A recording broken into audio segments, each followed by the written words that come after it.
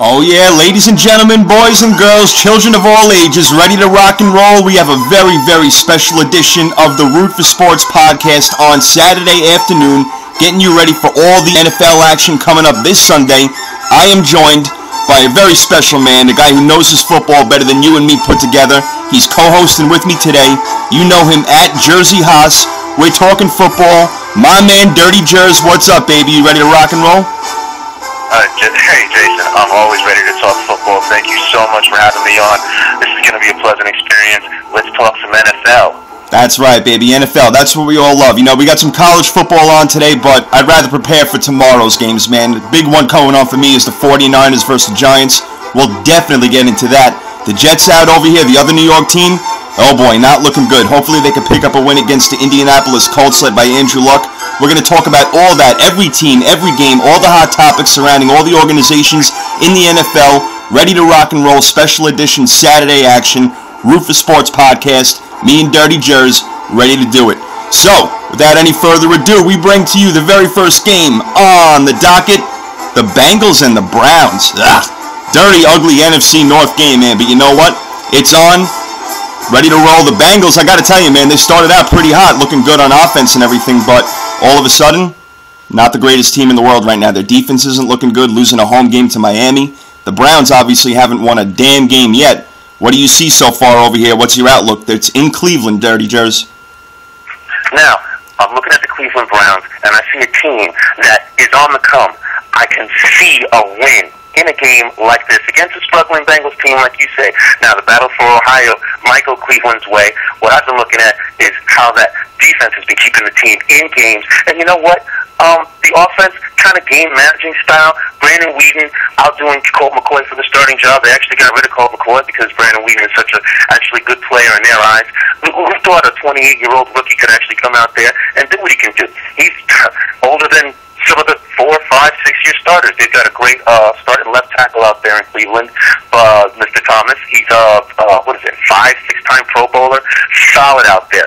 What the Cleveland Browns are doing is they started with a great offensive line, built around a great offensive line. They've got to love the fact that the general manager was able to pull 2 really good draft picks in back-to-back years. They go Trent Richardson, they go Brandon Weeden. Both are on the field for them. Both are working. The team always has a weapon in Josh Cribbs. So I look at the Cleveland Browns as they may not show it with their record, but they're in these games, and I believe they're going to pull one out against the Cincinnati Bengals. Oh, all right. All right, so you liked them at home against the Bengals. That's interesting. I mean, I was kind of leaning that way also, and I really am going to go with the Browns at home because of the way the Bengals have been playing lately. But the Browns, man, still 0-4. I mean, they have been close, and DeQuell Jackson is playing like defensive MVP type of level this year. He's been great. You're right, Joe Thomas obviously been in the Pro Bowl since he's got here. But that's really it on the offensive line. You know, Brandon Weeden, he's got to run around a lot. He does have a good arm, but he doesn't have many weapons. Like you said, Trent Richardson, no doubt, is legit. No question. But still, they're overall a bad team. You know, they're the only team in the league that hasn't won a game yet so far. So obviously I have them at the bottom of my Power 32 rank poll. But I agree with you. I think they do get a win this time because they're hungry for one. They have that team unity thing going on. They like their head coach. I like Pat Shermer, to be honest with you. I mean, some people will be calling for his head after this year. But he doesn't have a lot to work with. And again, the Bengals, I do like that team. I mean, Andy Dalton and A.J. Green, I've said it before, I think that they're going to break records, man. I mean, you talk about Peyton Manning and Reggie Wayne, they were together for a long time, even Manning and Marvin Harrison. These guys are going to break records if they stay together for a long time. It's a great combo. But Ben Jarvis Green-Ellis has been very disappointing. He never fumbled coming into the season in his pro career, and he's already got 3 with them. So very strange what's going on. I can't believe that. I thought that he was going to come there and really ignite that running game, really help the whole Dalton to A.J. Green combination by giving the Bengals, something to work with in the running game. What I love about, I am someone who's a proponent of running the football to win games. You run the football to set up the pass. He's 3.3 yards per carry. He's only got one rush, one long run. 18, 19 yards. He's only got 3 touchdowns. It's a young season for them, but I just thought that there would be a whole lot more coming from that team. Jeremiah Gresham, another a player who I thought was outstanding. Only has 22 catches on the season, 1 touchdown. You need a little bit more from a power guy like that. In terms of the Browns, when I look at them, I see a team that does have some weapons, but everything is Trent Richardson with that team right now. He's the leading receiver and the leading rusher. He's taken 81 of the 94 carries for the Browns. So you know if you're going to stop the Browns, you got to stop Trent Richardson.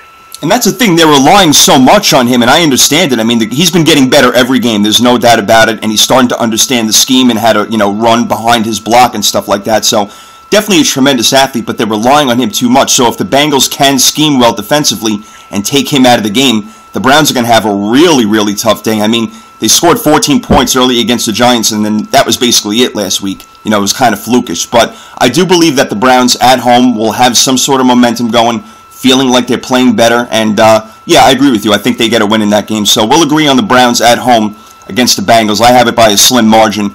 And you can definitely check all the picks out tomorrow on rootforsports.com and see if we can get Dirty Jers picks up there also. Let's go to the next game, my man.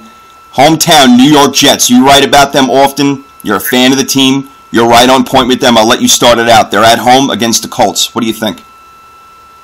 This is going to be the third of 3 games at home for the New York Jets. Disappointing losing the first 2, but how can you not have looked at the Jets' schedule in the beginning of the season and not seen that they would be 2-3 right now? They've got 2 division wins. There's only a few teams that can say that right now, so the Jets shouldn't be feeling so negative. The Colts only 2-2. We all saw the emotional victory by the Colts. Are they going to be able to carry that into the next game? Is there going to be a little bit of a letdown coming into? And you're going to be facing a Jets team that wants this win, that needs this win to get to 3-3, because the schedule doesn't get any easier. I'm telling you, this team is going to have a really, really tough go at it, hitting the bye, and then after the bye, with as many road games as they're going to have to play. You don't play three games at home and then realize, okay, we're going to have no. You're going to end up with a lot of road games at the end of the season. You're going to have to tough it out. They need to win this game against the Colts more than the Colts need to win this game. This is going to be just like the first game of the season for the Jets. They need this game. This is about as much of a must-win game for a team only 6 games into a season as I've seen. There's still a little bit of turmoil here with the whole Sanchez or Tebow. Ryan goes, look, Sanchez is my quarterback. Fine. The franchise has been behind him. But more and more, you're hearing a lot more about Tebow. Woody Johnson coming on CNBC talking about, we've got Tebow signed for 3 years and this and that. And Rex Ryan just saying that Sanchez is my starting quarterback for now. There's too much news around this team and not enough football. This team has been devastated by injuries, okay? There's skill position players. Darrelle Revis, out. Santonio Holmes, out. Sione Puha, great defensive lineman, barely played this season. Dustin Keller limping around on a hamstring. Stephen Hill, second-round draft pick, out. I can sit there and just go down the roster and pluck off people. The Jets have a challenge. They're playing with second and third-string guys. But you know what they must do? They must win this weekend against the Colts.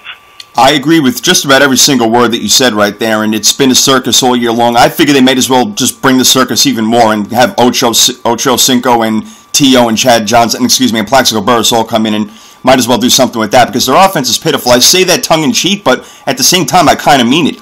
They need some offensive power. They should bring in all 3 of those guys. I'm laughing as I'm saying it, but at the same time, I actually really believe it because they have no offense at all, and it's only a matter of time before they go to Tebow if they don't continue to score points to Jets. Look, they scored 17 points last week against the Texans. Everybody went crazy, but you know what? One of that was on a kick return by Joe McKnight. So let's chill out a little bit, And I don't blame Sanchez for everything, or really anything for that matter. It's not all his fault. The offensive line has been playing really bad. Santonio Holmes out. You mentioned Dustin Keller, obviously been limping around all season long. Darrelle Revis, best player on defense, maybe best defensive player in the game, out as well. So they've had it's been just bad luck all over the place for that team. You're right. They need this win so bad, and this is a game they actually can win, and to be honest with you, they should win. The Colts still, to this day, cannot stop the run. Now, we all know the Jets don't have a great running game, but I think this is a game where Bilal Powell can come out and really do something. I think they're going to feed him the ball. They don't believe in Sean Green as much, but I think the Jets are going to run the ball, and I think we're going to see a lot more Tebow this weekend, given the fact that the Colts aren't that good against the run. Still defensively, without Darrelle Revis, they're pretty good, Jers. They really are. Antonio Cromartie maybe played the game of his life against Andre Johnson the other night. He really did a great job, and they may as well throw him back at receiver a little bit also because he burned Jonathan Joseph like it was nobody's business. He really did. So, but that was a great play. If Tebow could have gotten that ball on there, we'd be watching Crow celebrating in the end zone. You're right. Okay, that was an unbelievable play by a guy who plays DB, knew what the DB was thinking on the route, decided to just put on the gas and went right by him. That ball should have been put on the money by Tebow. That would have been another great play to watch Antonio Cromartie undercut that route. That was the second interception of the year. Both interceptions, he did the very same thing. Read the route the receiver was running, undercut the route, saw the ball, took it away from the receiver. Great plays by Antonio Cromartie, who may not just be the second best receiver on the Jets, but may be the second best cornerback on the Jets. Yeah, man, I tell you, bro, he's pretty good, Antonio Cromartie, this year. He's doing his thing, and I've been hard on him because he gets beat deep a lot. But, he did a great job the other week, and he may be that kind of Iron Man, offensively and defensively for the Jets. But I think the Jets need this win bad. They're at home again. Got to get it. I think they'll run the ball really well, believe it or not, this game. And I think they pull out wins by a slim margin. So we'll agree again. Next game, Tampa Bay coming off a bye week at home against Kansas City. And Kansas City's been such a major disappointment, especially for me, a guy who thought they were going to win the division this year. Matt Castle's been terrible. I'm not going to get into them cheering about him on the ground last week. I wrote an article about it. Terrible. That was disgusting. It really was. But Tampa Bay has not been all that impressive either. I like their coach, Greg Schiano. He obviously made some headlines when he, against the Giants on victory formation, tried to get the ball back. Did the same thing the following week against the Cowboys, as a matter of fact. So he's got them playing tough-minded. Let's see what they did after the bye week. They're at home. Again, I'm just really not sure what they can do on offense. Maybe LeGarrette Blount comes back. I think Kansas City, believe it or not, even with Brady Quinn, gets this win on the road because they're going to concentrate on the run like they should, and they'll run the ball well and, really use that game management against Tampa Bay. So I'll take the Chiefs on the road, Jersey. Wow, really? I'm going to have to disagree there and go Bucks hard. I'm a big, Rutgers alum, so I've always followed Greg Schiano. I'm a big, and what he did against the Giants, and then again the next week the Cowboys, I've seen him do in college. Never got criticized as heavily as he did in the NFL. People want him to follow the script and, hey, just take a knee and relax. But you know what? He is trying to instill something in a team that had no discipline, in a team that should have won more games last year than they did, and that's the reason why they got rid of the old coaching staff. That team has some talent. The fact that they're starting out 1-3. They're coming off the bye. They've got 2 home games, okay? They've got the Chiefs, and then they got the Saints coming in, all right? So are they going to look ahead to the Saints? No. What the Bucs really need to do is sit here, whack the Chiefs like they should, and then prepare for the next week. I don't see a lot of offensive spice out of the Kansas City Chiefs. What do they really have in terms of offensive? What scares you about the Chiefs? Jamal Charles scares the hell out of me, man. Jamal Charles, he's a beast, man. The guy's a great running back. He's leading the league in rushing right now. Right, but you're playing against a team that has a great run defense.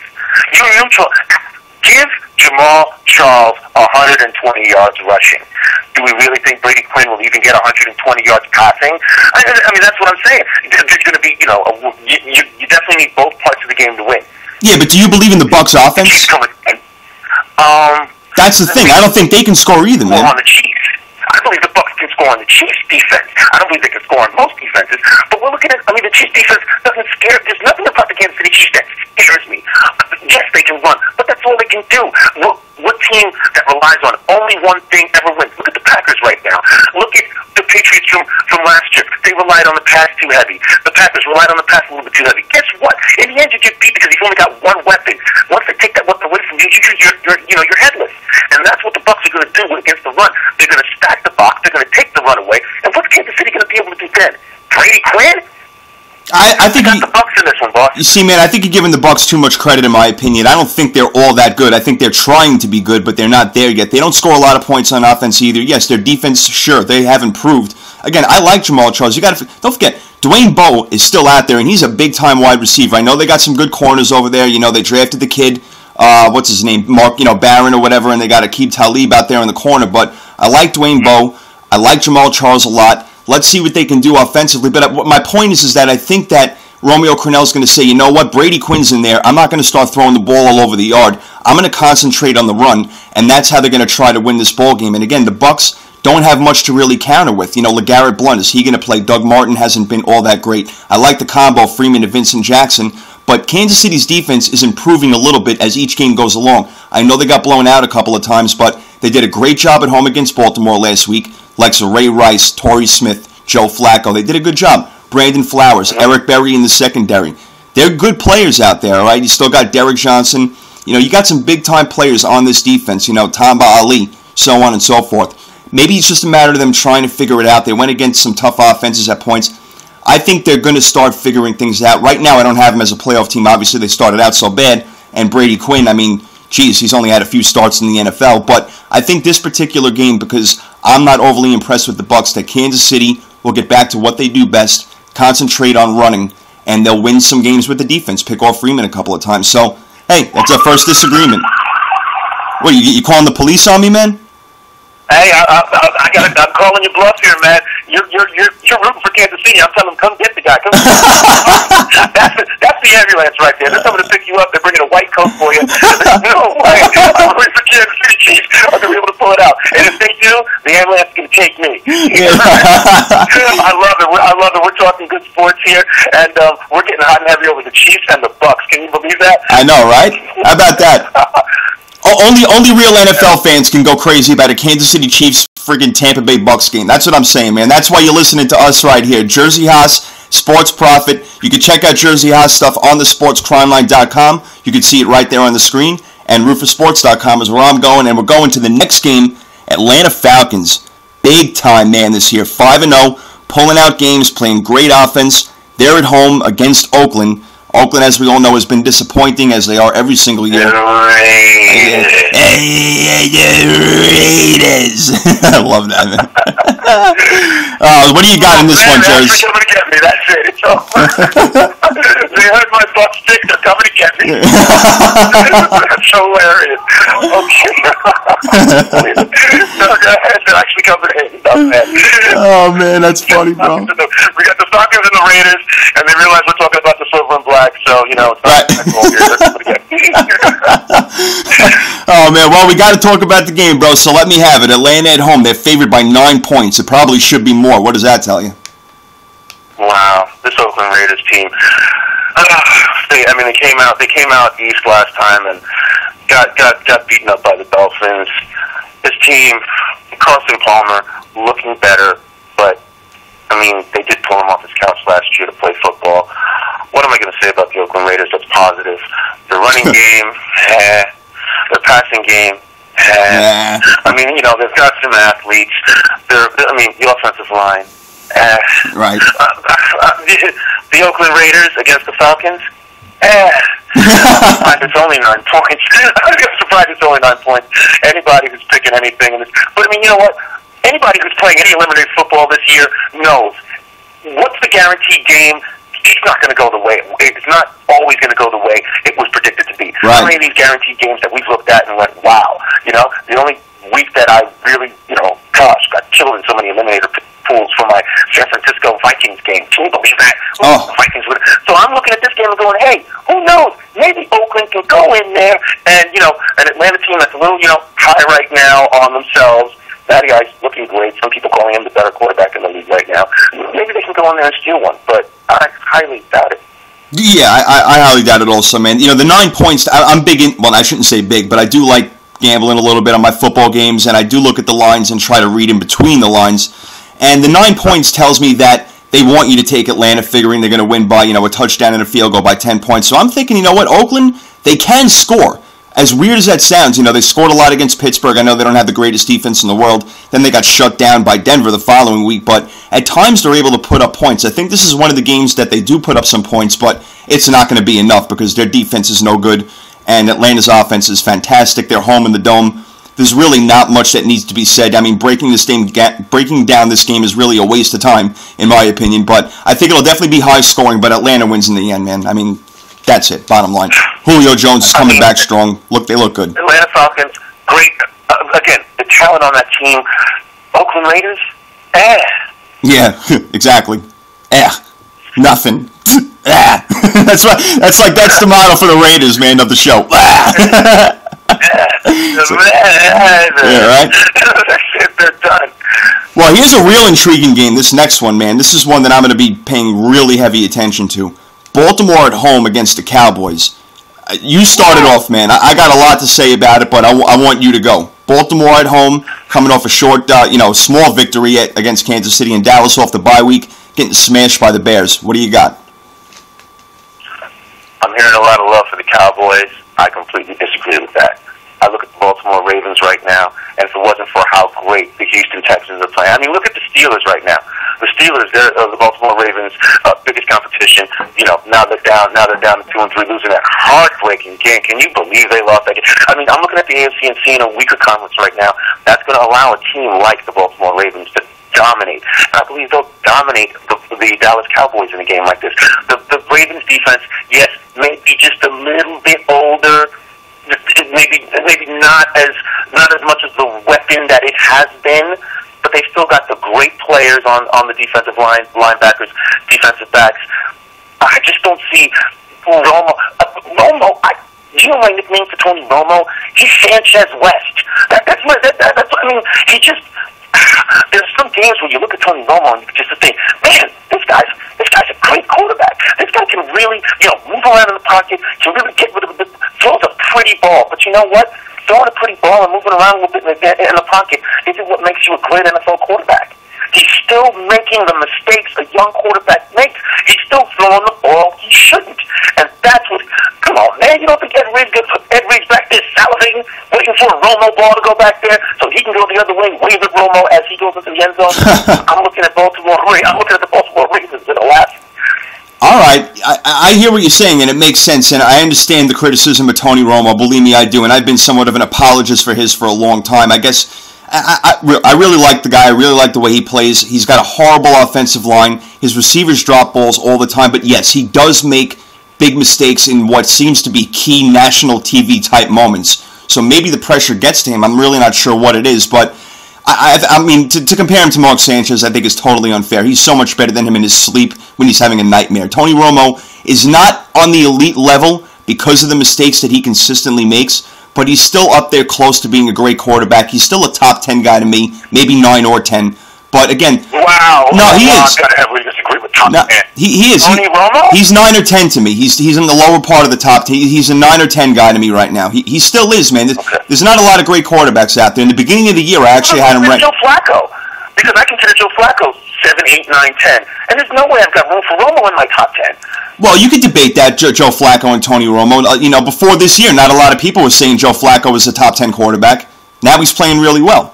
So, it's kind of in between. Right. So, it's kind of like, what have you done for me lately sort of thing. But Romo, to me, is too good to get all this criticism. Look, that Monday night game, a lot of people saw.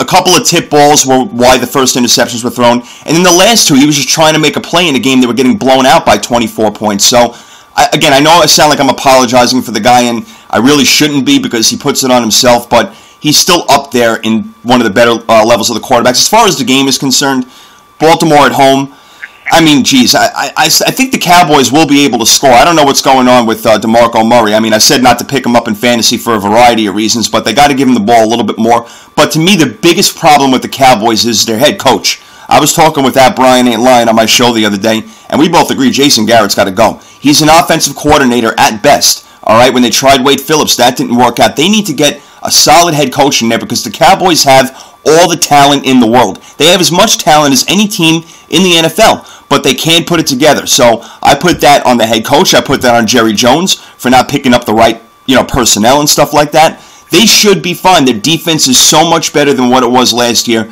with Maurice Claiborne back there and Brandon Carr. They're doing a much better job. Before the Bears game Monday night, they had the number 1 defense in the league. Rex Ryan knows what he's doing. He's a coordinator. They need a better head coach. Rob Ryan. Oh, I'm sorry, Rob Ryan. Thank you for that. Right. Well, they look alike. It's hard to tell them apart. I gotta give me a nice big old Rob Ryan wig and a hoodie. That might be me on Halloween. Oh yeah, I'd love to see that, man. That'd be great. Big old star. That'd be great. So anyway, but as far as this game is concerned, I think Baltimore, at home, they're the better team right now. They have a better offense, they have a better defense, all of it together. So I'll take them, but I think that it'll be a close game. I think Dallas will get it together as the year goes on, but until they get a better head coach in there, or a real head coach, they're not going to be able to do anything. So we'll agree on that one. I'll take Baltimore at home, but we'll disagree with the fact that Tony Romo is up there, and as far as the top 10 is concerned, we'll save the rest of that debate for another time. That Dallas Cowboys team will be a better team when they figure out getting into the GM position.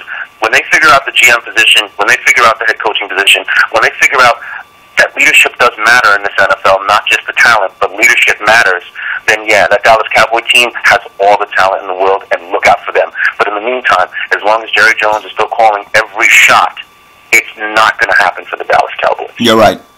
I agree with you. He's got to either relinquish that responsibility or, like I say, get a real solid head coach in there to fix things, because a lot of people will agree Jason Garrett's not the guy at this point. So, anyway, moving on. We got Baltimore in that game. Philadelphia is at home versus Detroit.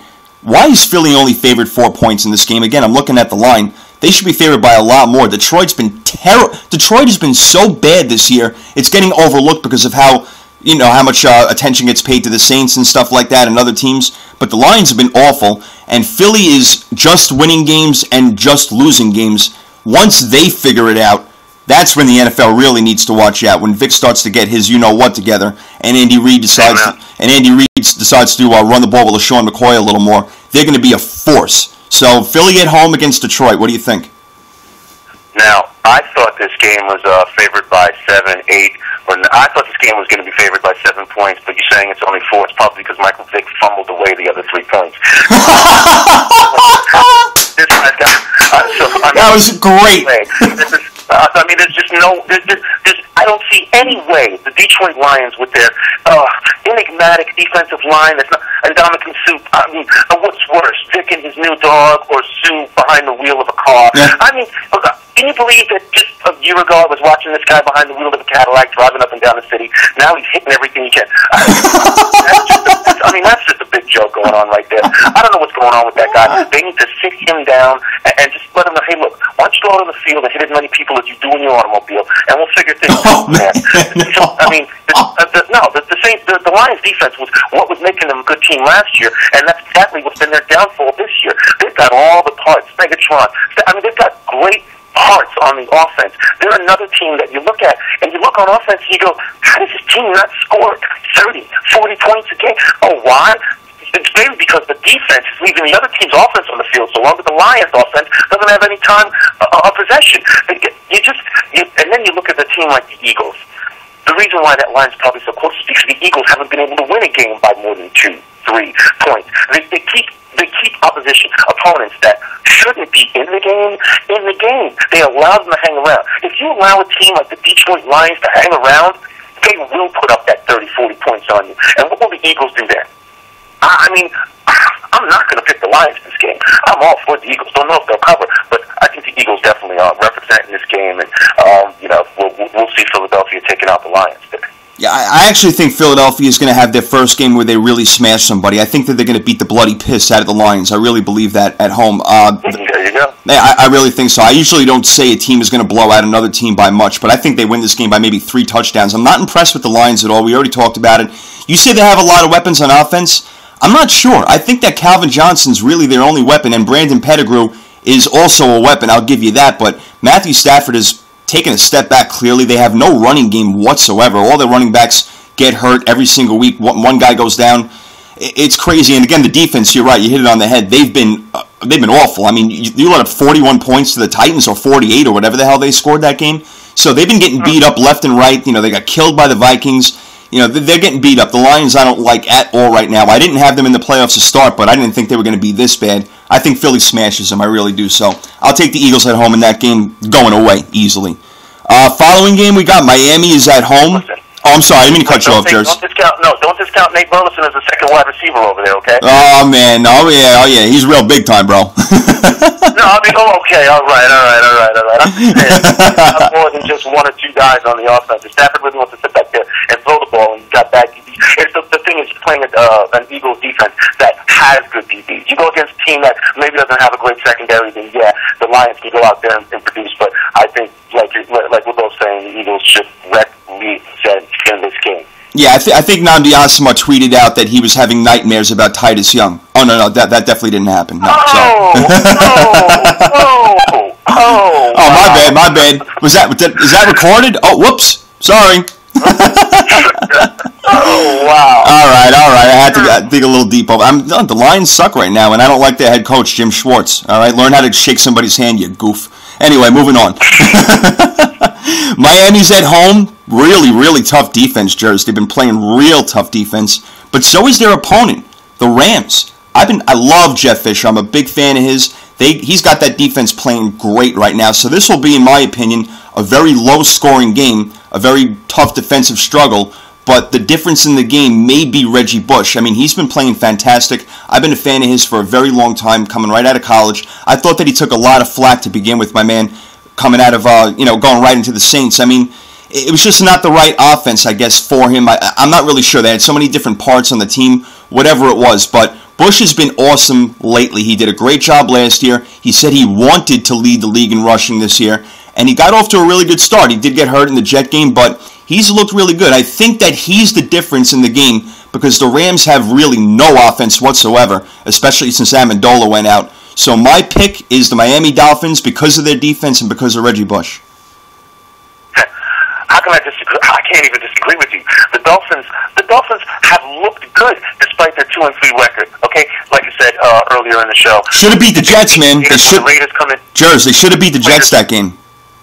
Yeah, that's what I mean. That's what if Reggie Bush doesn't go out, that's not an overtime game and the Jets win. Nope. It's a Miami win. Okay, they lose in overtime to the Jets. They lose in overtime to the Cards, a team that ends up getting beat the next week, and then they beat the Bengals. That could have been 4 straight wins, and we're talking about the Dolphins and the Patriots as the top teams in the AFC East. The Dolphins have something here. Tannehill, who could have thunk an ex-wide receiver 3 years ago in college is now a leading quarterback in an AFC East team. I just, wow. Give them a lot of credit. Give their GM and their brain trust a lot of credit for going out and getting a guy like that, for going out and looking at a guy like Reggie Bush and seeing something that other people didn't see in that guy, seeing the fact that, hey, you know what? Maybe he can run 20, 25 times a game. Maybe he can take it up the middle.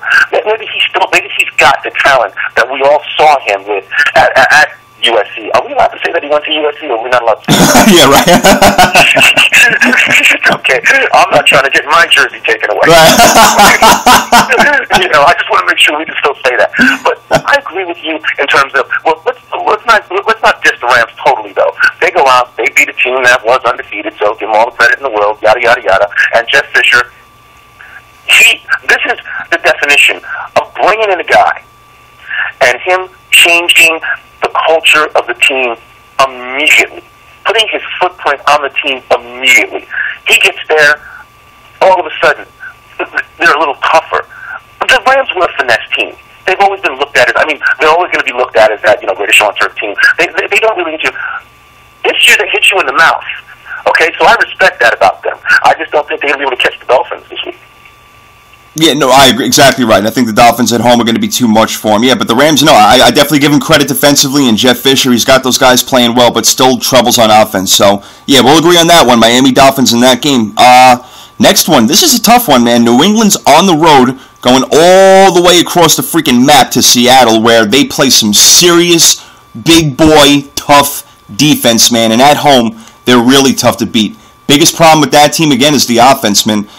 Look, Matt Ryan, listen to me, Matt Flynn, he's going to be the quarterback of that team really soon, bro. He's going to be coming in any week now, and when he does, I think that they're going to really take off. And it's really not a knock against Russell Wilson. It's just that he's not ready yet, I don't think, and he's unfortunately going to have to grow a couple inches. I know that's not going to happen. He's kind of small back there. I like Russell Wilson. It's really not a knock against him, but I think Matt Flynn needs to come in and start throwing the ball down the field because they're wasting a really great defense over there in Seattle.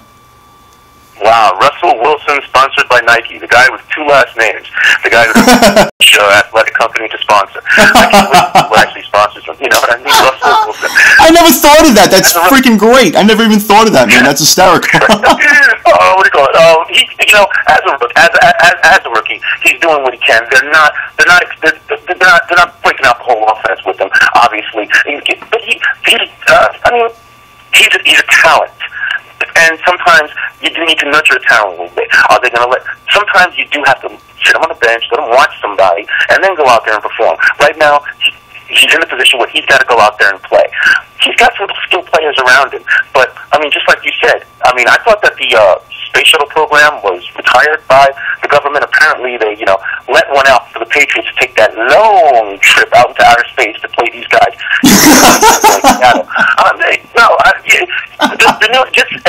It's a long road trip, and that's one of the things that takes out a team. People cannot discount. I used to live in the West Coast. People cannot discount playing in that stadium. That stadium had two upsets in back-to-back game. 2 days apart in games out there. They had the unbelievable, replacement referee call, and then I believe it was the very next day there was a huge upset in college football. Same field. Do not discount that field as a home field advantage for any team going in there. I've got the New England Patriots in the Super Bowl against the San Francisco 49ers. This is one of the only 3 games I had them losing. Wow. So, this is one of the only games, so don't discount going out to Seattle, no matter who they've got on the center, as a challenge for a road team. So look out, New England. You're going to be in a dogfight. You're not going to be able to win this game easy. They've already lost a game I thought they should have won, so I got to take this one back and say, hey, I got to get my game back. But in the meantime, I'm saying it's going to be very difficult to just walk in there and walk out with a W. You may have to hit some people over the head to get it. Well, I certainly totally agree with you with that. It's not going to be easy at all, but the Patriots, in my opinion, will definitely win this game because they have too much offense and they're better on defense now. And against Seattle, they're going to have a tough time scoring, and the Patriots will get theirs. It's not going to be easy, like you said. I certainly agree with that, but I think they'll be able to get the job done, and they'll be able to score enough points in order to take this one. But yeah, tough game at home. Seeing these new Patriots, by the way, these run Patriots. Yeah, really. What the hell's going on over here? Let me tell you what they're doing on offense, which is actually, you got to give the Patriots coaching staff a lot of credit. As soon as they find something that works, they use it. And when somebody else figures it out, guess what they do? They adapt it. They change. They use this muddle huddle better than. When I first saw this being used, they're almost replicating what the Buffalo Bills in the mid-'90s were using with their K-gun. Yeah, that's a good. Unbelievable how that. That's exactly what it looks like. It looks just like that. What they do is they keep your defense on the field, and Brady looks over and goes, okay, did I keep that linebacker out there? All right, they subbed out the safety. We're calling this play out of this formation. It seems like every formation they have, they can call a run or pass out of no matter what. And it just seems like it's A or B, A or B. What do you have out there? A or B. You got 3 down linemen? Okay, we're running the ball. What do you got? Looks like I caught you with 3 DBs over here. Guess what? It's unbelievable how they're running the offense. So until teams learn to play the Patriots from their base defense, you're just not going to stop them. They're going to catch you in mismatches. They're going to have you covering one of their tight ends with a weak side linebacker, and you're going to watch that tight end block spike in the end zone. Yeah, it's not normal. When teams are usually running the hurry-up offense or, getting to the line quickly, they're not running the ball a lot, but the Patriots are, man. They're running the ball right down people's throat right now, and obviously we all know they can pass, and thank God Wes Welker is back in that lineup. Things are working out beautifully for New England right now, so yeah, they should win this game. Then they'll be around there in the end. There's no doubt about it. Arizona, at home, turning into now a disappointment against Buffalo. Let me see. Oh, yeah, I'm sorry. Yes, it's against Buffalo. Buffalo comes in Arizona. This is not an exciting matchup at all. Buffalo has been just miserable. They can't score. They can't stop anybody. Arizona, kind of the same thing. They can't score, but their defense is playing well. Their offensive line is so bad, so if there's a game for Mario Williams and Mark Anderson and those guys, Darius, to get healthy and get right. Who was that? Yeah, really, exactly. I know. You're not kidding. You're not kidding. Who are these guys? Where's all that money going? They freaking took the money and ran, bro. But if they can run and get past that offensive line this week in Arizona, I'm calling for the upset. I think that Buffalo can score, and I think that they're going to get at them defensively. Arizona's offensive line is so bad. I think they've let up like 19 sacks in the past 2 weeks. So again, if Buffalo's defensive line is going to get healthy at any time, this is the time. I'm calling for the upset on the road. Buffalo wins this game in Arizona. Buffalo. They should call them the Buffalo Ski Masks, right?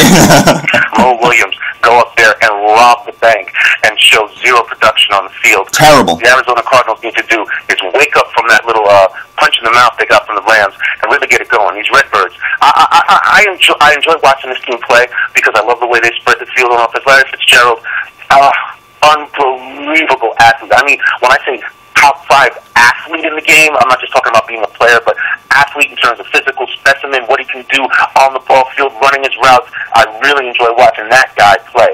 And I felt bad for him being on some bad teams. This has a chance to be actually a good team. Guess what? It happens to be the same year. The entire NFC West is dominant. I mean, not a few weeks ago we had our conversation, and I told you, look out, this NFC West is no joke. Every team in this division is going to be powerful. And sure enough, in the end, I think the NFC West is going to have more total victories than any other division. That's what that's how I see it. And guess what? They're going to beat up on each other. But the Arizona Cardinals, Michael Floyd as a second wide receiver, another person I see as an athlete that's going to improve from being around a Larry Fitzgerald. Their defense, like you said, very opportunistic. That they make plays. I really see them smacking the Bills this week. Yeah? Beating them. The Bills have been getting punched all year, okay? How many people are going to put up points against them? What did the Niners do to them last week? What did look at the Jets. Look what the Jets did to them. I mean, Buffalo's just getting ready. I thought there was some law against hunting buffalo. You're good, man, today. You're on point, bro. You got some good jokes, brother. I love it. I just think that I think that from here on out, Arizona loses most of their games. I really do. I think that, I really do. I do, man. I think this is where things go really downhill. I don't like that offense. They have no running game whatsoever. I like Andre Roberts a little bit. Larry Fitzgerald is maybe the best wide receiver in football. If you put him on the Lions with Matthew Stafford, he would put the same numbers up as Calvin Johnson did. All right, so he's been plagued by not having good quarterbacks, and we all saw what he did when Kurt Warner was around. He put up some monster deal type numbers. So, but right now, I don't like the Cardinal team. I really don't. I didn't like them when they were going on their little run. They were getting beat up by Miami. They came back. They showed some grit. I do like that. But at the same time, they're going to play the 49ers a couple of times, and they're going to get their butt kicked.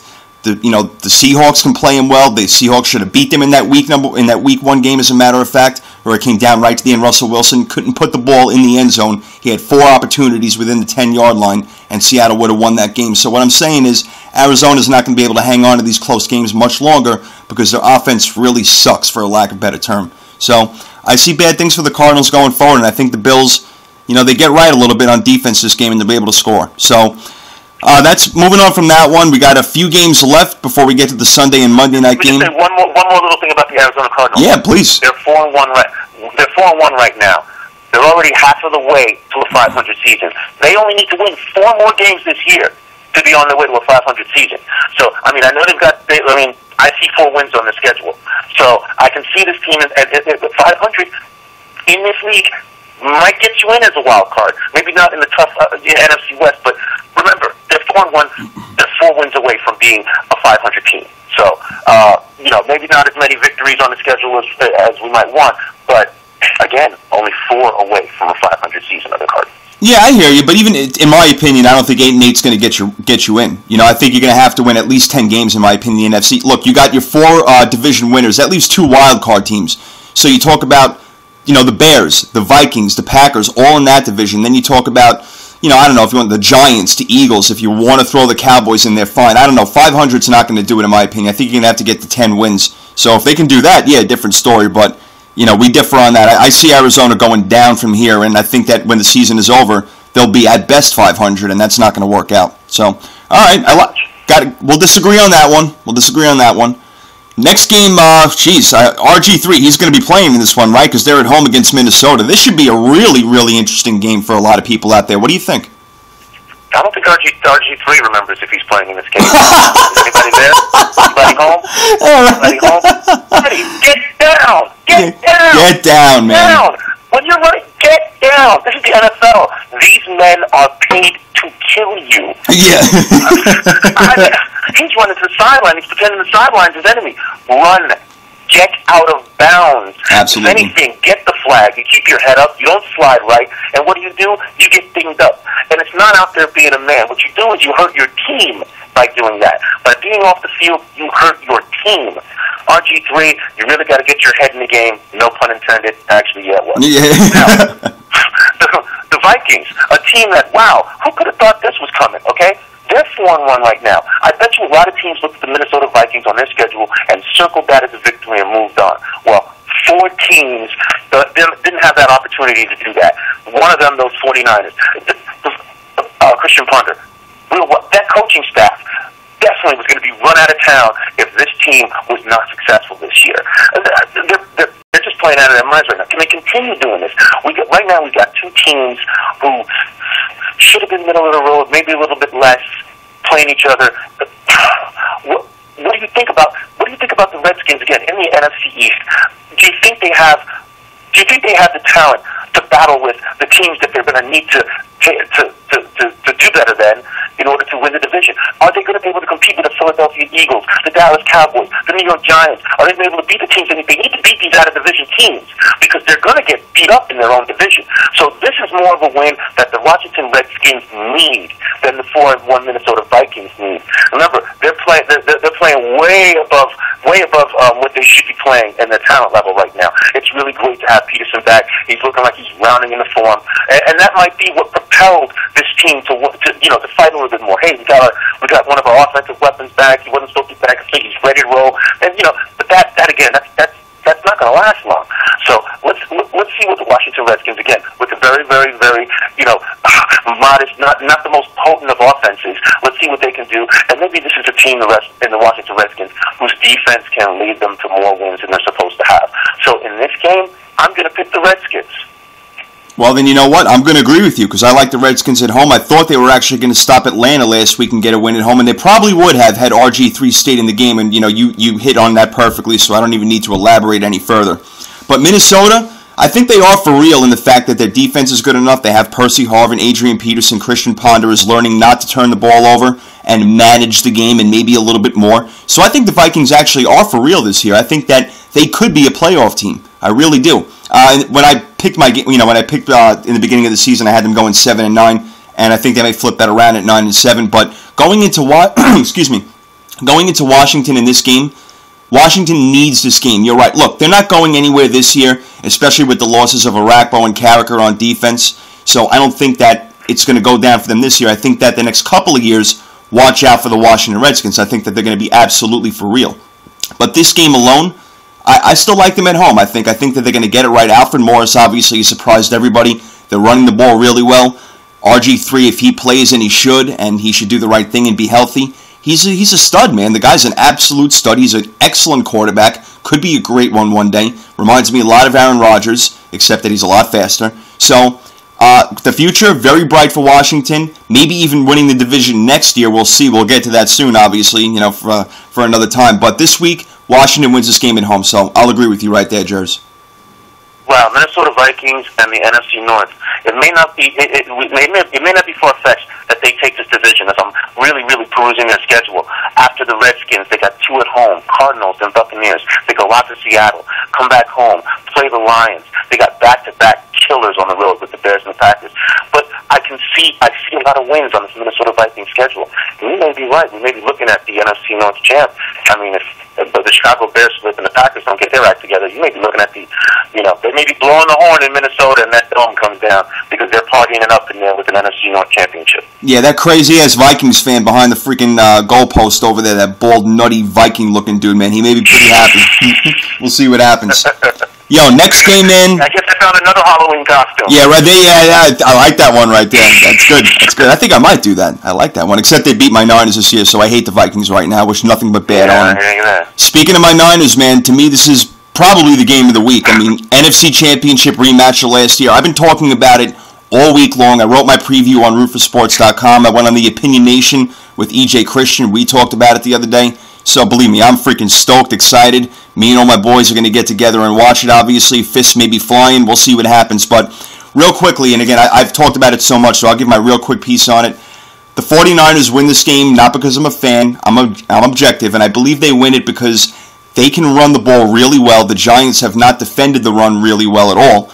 And the Niners also offensive line will do a good job against the Giants defensive line. I said the NASCAR package has got a flat tire right now, man. They are not getting to the quarterback at all. Things are not right over there. They're all banged up in the secondary. And Alex Smith is no longer a game manager. Dude is a game winner. He knows how to play. Frank Gore, Kendall Hunter, Mario Manningham is playing great. Michael Crabtree is finally turning into a number one wide receiver. Vernon Davis, as we all know, is one of the top tight ends in the league. So they got plenty of offensive power. Probably the best defense in the league. Giants got to go across country where they play better on the road, no doubt about it. But when it's all said and done, they really only have Victor Cruz as their one weapon. So the key matchup in this game for everybody to watch is Carlos Rogers on Victor Cruz and to see if he gets any help over the top from any of the safeties. But I like the 49ers winning this game by at least a touchdown. The Giants traveling all the way west. Cruz, hopefully leaving in Tulsa, all the way east. Here's my analysis of the Niners.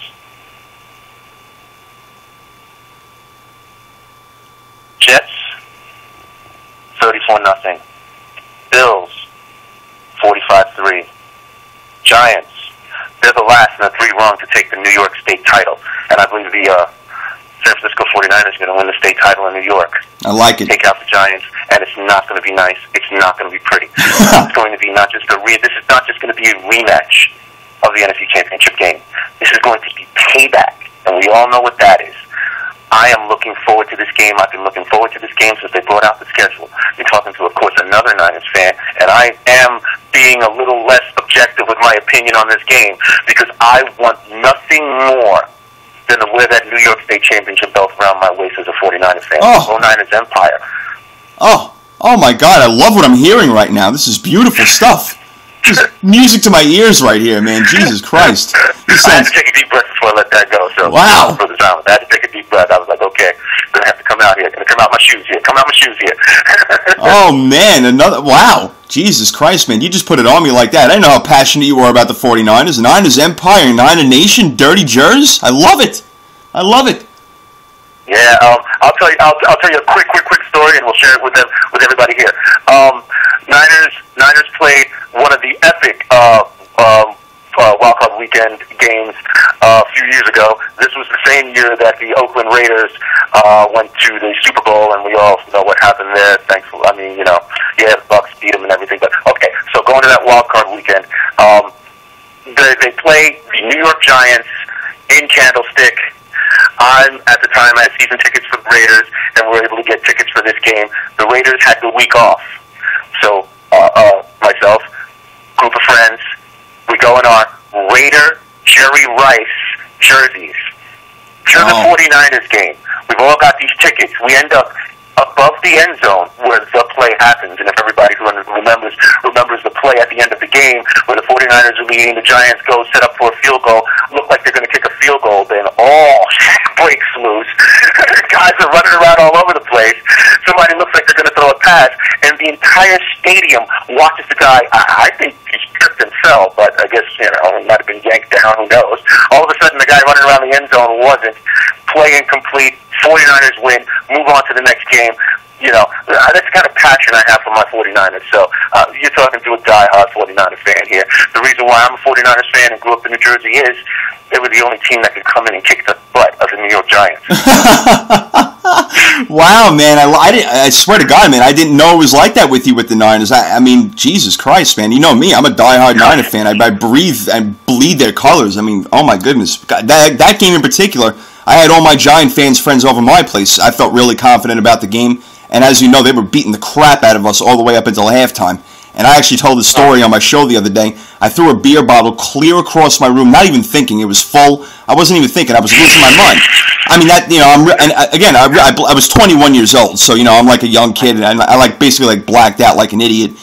all my friends left. They're like, all right, this guy's crazy. You know, the Giants are going to win. It's obviously over, and we all know what happened. You described it at the end, that chaos on that last play, and the Niners pull it out, and then all for nothing, because the next week the Bucs beat the out of them, man. They just killed the 49ers the next week, and, you know, as we all know, went on to win the Super Bowl. But, God, yeah, Jeff Garcia, Terrell Owens, what a crazy game, man. Unbelievable. So, yeah, here's the rematch, Everybody, man. take a look at my Abby on Twitter, by the way. I got to meet one of my heroes, Jerry Rice.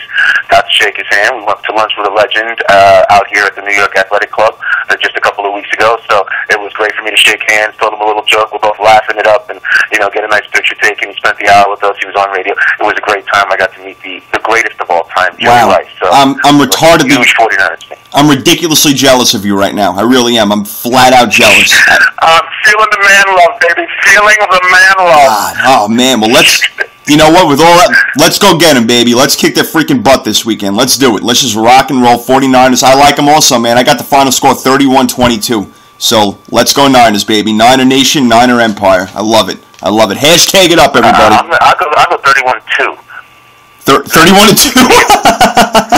That's because we stepped back in the end zone and take a kneel. We yeah. Run all the way back from the 50-yard line to run out the clock. Okay. I still want revenge for the field goal game. For Gary Reason's running up the middle. I want revenge. I love it. Oh, my God. I love this. The passion coming out of my friend right now, Jersey Haas, is beautiful. I love this. 49ers forever, baby. Here we go. Wow. All right. So, yeah, we're going to have to do more shows on the Niners coming up soon. But we'll close it out. 2 more games left, Sunday night and Monday night. Houston, undefeated, maybe the best team in football at home against the disappointing Green Bay Packers. What do you got? This is one of those games that is totally set up for the letdown in the Houston Texans. I mean, if I've ever seen, and you know, as a former gambler, and you look for those games. Number one, those primetime games, those out-of-schedule games, the Thursday game, the Sunday night game, the Monday night game, always prone to have surprises. Don't ask me, ask the Steelers. You know, so you're looking at the Houston Texans, who look marvelous. They look great. Who wants to play them right now? You tell me a team that wants to play the Houston Texans right now. Nobody. They're running all over the field. You know, Matt Schaub looks like, and not just, you know, a top, you know, he looks like an all-world quarterback out there. The way he's not just managing the offense, but making plays, deep strikes down the field. But again, I'm looking at this. I'm just looking about where I believe the Texans have a bye right after this game. Why wouldn't they just want to coast in? This is the first time they've ever been 5-0. Okay, the coaching staff is feeling themselves a little bit. You know, everybody's hooting and hollering, loving their Texans. I just don't. The Packers offense, it just hasn't been the same since their offensive coordinator went and became the head coach of the Dolphins.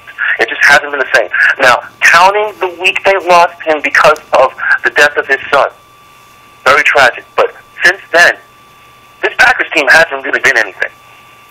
Okay, in terms of the offense, the defense, there's leaks in that boat. Okay, there's leaks, and you can't keep plugging them up with your fingers.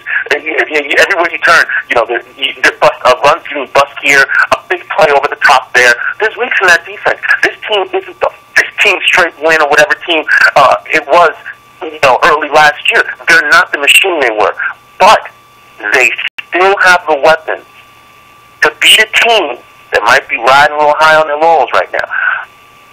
Don't be surprised if this is the upset of the week.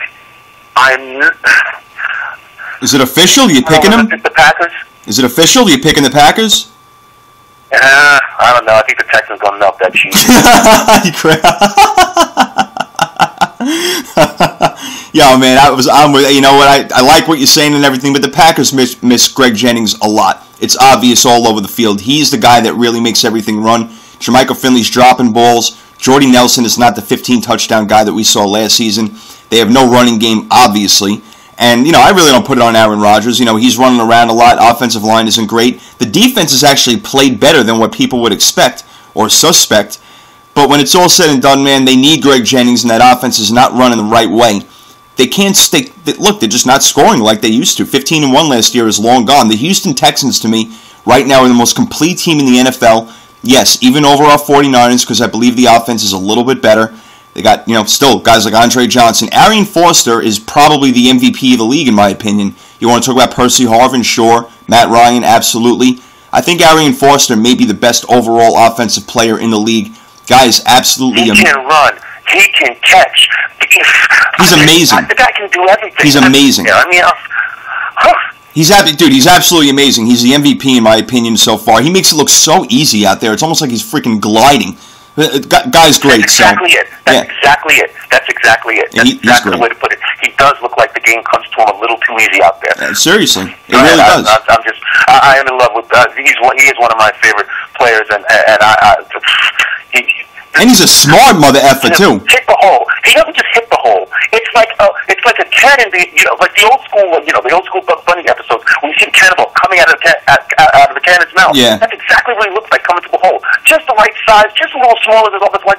Boom! There he goes. He makes a cut on the linebacker, and safeties are following him to the end zone. And we also have to credit the offensive line. That can't go without saying because they're the ones opening up the holes for them. They mash people, and that scheme is great. They've been running it for years and years. Gary Kubiak.